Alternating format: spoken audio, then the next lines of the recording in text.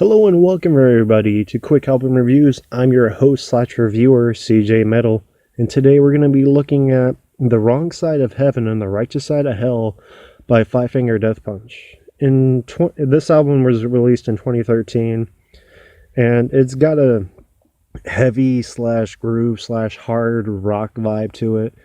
You know, it's also features Rob Halford from Judas Priest and Maria Branks from In This Moment. And even a rapper by the name of Tech9, who I actually enjoy quite a bit. Now, let's get back to this. Well, now let's get back to the actual album itself. Not gonna lie, not my favorite. It's honestly actually the album that made me start losing interest in Five Finger Death Punch. Actually, probably none of you know, I used to be a huge Five Finger Death Punch fan. I mean, I've seen them twice. I own, their first two albums, and I got some merch and other stuff like that. Way of the Fist, fantastic. War is the Answer, still pretty good. American Capitalist, okay, good, okay. This album, not so much. It's definitely made me rethink of why I like them. This album did have its hits, Wrong Side of Heaven and some other ones, Lift Me Up and all that other stuff, which was, good.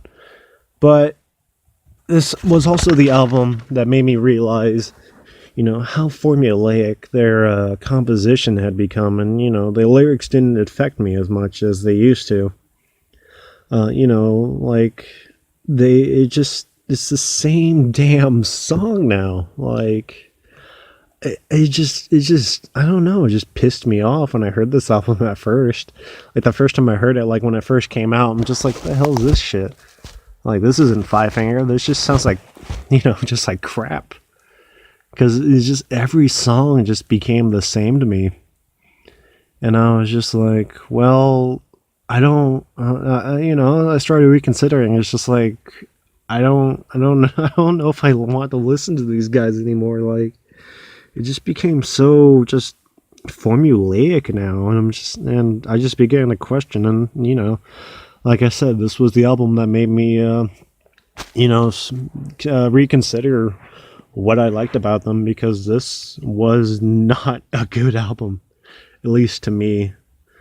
If you like it, you love it, and you think it's 10 out of 10, fantastic. But for me though, nah, this was like, I would give this 5 out of 10, but it's got, Rob Halford on it. So I can't give it that low of a score, but I can give it a 6 out of 10. So,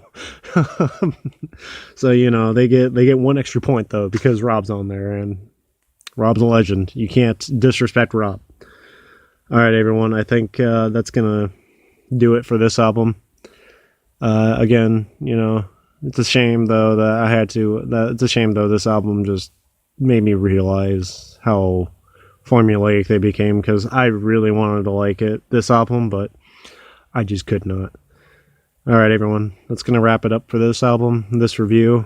I hopefully will have another review out soon, and I'll talk to you all later.